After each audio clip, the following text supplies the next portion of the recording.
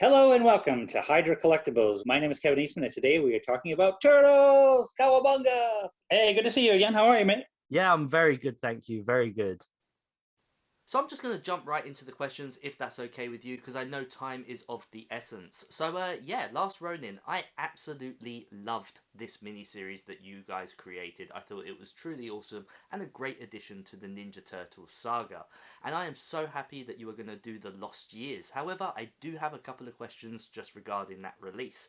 Number one, how far back are we actually going with this timeline? And number two, how long do you anticipate the run going for? Two, maybe 300 years. It's going to just go on and on and on. No, the wonderful surprise of the success of the Last Ronin, as we were sort of working through the Last Ronin series, is that we found that there were just some really wonderful pockets to tell other stories within that universe. Everybody's got, well, I think every comic book ever has been a multiverse of some kind, and we have ours too. And sort of we found some great opportunities to go back and tell some of the stories that we weren't able to tell in the Last Ronin version. So the Lost Years is the first one up, and that covers the gap between Michelangelo's return to Japan, looking for Splinter and Donatello, to when he returns to New York finally, 16 years later. And then we'll follow up that. That'll kind of dovetail into a part two, a Last Ronin part two series, the continuation of off the epilogue. That's really cool. Really glad to hear it because, like I say, really did enjoy The Last Ronin. So yeah, a lot of creators really do lock in with their characters and they don't really like things being changed. And over the years, the Turtles have had many things change. Lots of creative teams have come on board and added their little bit to your creation. How do you guys feel about that? No, it's a very good question because it's I remember growing up and reading and enjoying so many different comics. Daredevil in particular, that was one of my favorite comics as a kid and an adult. But what's been fascinating is, you've seen the Wally Wood, the Bill Everett, the Gene Colan, the Frank Miller, on and on. You've seen so many different people come in and take over the helm of that particular character, some with greater success, some with, not as much success, but I still love them. But, some I like more, some I like a little less. So when we first started having other artists bring in an idea for a story based on our characters and in a visual style based on our characters, it's quite fascinating to Peter and I, because they often would see things that we didn't see in our own characters. They would take it to places we didn't, outside of our way of thinking. So it would just added to the canon of concepts and ideas. So I've enjoyed it considerably, and similarly.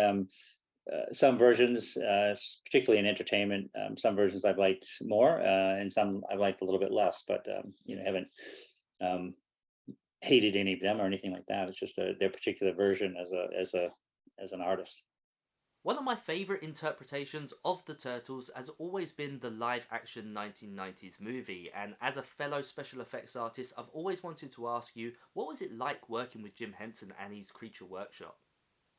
That is hands down my favorite all-time version of Turtles, and out there in the entertainment, in the bigger universe of all things Turtles, mainly because you can point it directly to the incredible Steve Barron as the leader in that concept. As a director, he had a vision that he really felt worked, and that was combining elements of the original black and white Mirage comics with so the seriousness, sort of the heart, the edginess that had, and then combine that with the awareness of the cartoon, which had more lighter hearted comedy, antics for the kids, and those kind of things. So the martial arts and everything all blended. And then he brought in a writer named Todd Langdon, who wrote the script based on material that Steve had put together from some of our early issues. And they really come up with such a wonderful story to build from. But, the icing on the cake by far was Steve's relationship with Jim Henson and his company to create those costumes and bring those characters to life. Because if you didn't, no matter how great the story was and how great the writing and how great the direction was, if you didn't believe the characters you were seeing on screen, it didn't work. And so the combination was a perfect storm, and it is and will always be my favorite version of the Turtles out there ever. Yeah, and it still really holds up. Me and my kids watch it all the time, and it's so great that something that I loved in childhood can now be enjoyed by the next generation. Fantastic. That's great to hear. I love that. So, what are your thoughts when it came to the second and third movie and the censorship around the Turtles? Because, like, over here in the UK, where I'm based, the Turtles weren't even allowed to use their ninja weapons. It was my recollection is almost specifically, it was more specifically to Michelangelo as a character was problematic, not only in the film but even the cartoon that they had to edit and sometimes remove. I think they had to remove those scenes completely with Michelangelo's use of the nunchucks and those things, and even changing the name from Teenage Mutant Ninja Turtles to Hero Turtles in the concept. So it was fascinating because when I was doing promotional work on that first movie in the UK, I was on the Jonathan Ross show, and the clip they actually showed was Michelangelo's swinging his nunchucks, ordering a pizza. They got away with it on TV, but that was edited out of the movie ultimately. That was in theaters. So with the collectively, I think the film company felt that they should take it more totally in the direction of the cartoon. So the second movie was much lighter, much more cartoon in the tone of the cartoon, a lot more comedy and that kind of thing. And so I preferred the blend of the older audience, younger audience mix of the first movie. But the second movie, The Secret of the Ooze, it seems to be one of the more popular ones with the fans. They all love the first one, but a lot of fans really like the second one. The third one, I thought it was fantastic, but a lot of people didn't.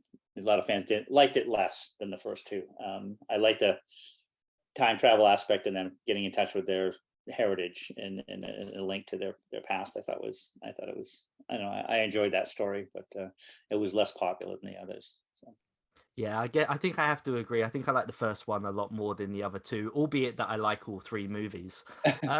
So like we've already discussed, a lot of things have been changed with the Turtles over the years, specifically in that early 1980s cartoon series. However, one character really did get changed the most, got the short end of the stick as it were, that being of course Baxter Stockman. How do you feel about this amazing scientist suddenly being downgraded to this comedic character, this sort of sidekick to the Shredder?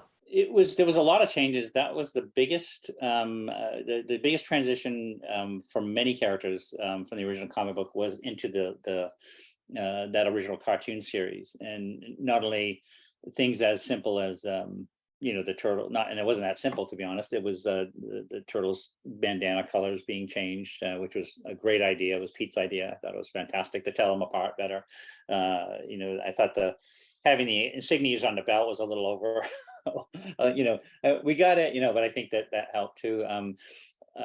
Splinter's origin story, there was a lot of the edginess of the death and the components of that were removed completely, obviously, for make it lighter for the kids, all of which we knew going in is that we weren't writing a comic book for ourselves or for an older audience. It was being written for 5 and 6 years old, so a lot of things were streamlined. April changing from a scientist to a yellow jumpsuit wearing reporter was a big change, of course, and it was but also we saw the logic in that it brought her more it gave her more ability to directly interact with the turtles on the adventures. A news reporter is always, Peter Parker is always there, and it sort of gives them a way that they can work together more. So yeah, in Bebop and Rocksteady, which were created they were based on some. So there was a lot of changes with Baxter Stockman. That was a big change as well. They really wanted to go more towards the Fly concept as a movie, a movie idea. Baxter, so it became Baxter the Fly, which was, adding to the toy element. So there were numerous changes. Yeah, and you were okay with all those changes. None Yes. of it rubbed you the wrong way. No, it was again approached it in a way that we will always have our original version in many respects, but it was we knew that this was being written down and intended. We want to make the story still good and intelligent and so on and so on as much as we could for a 5 and 6 year old audience. But it was definitely being tailored to that audience. So there were a lot of changes there, but we approved all of those changes, so we were fine with it. To be fair, I actually really do like that idea of Baxter Stockman the Fly. So yeah, sacrifices, one for the other. I'm kind of okay with it. I can see it as two separate universes, as it were.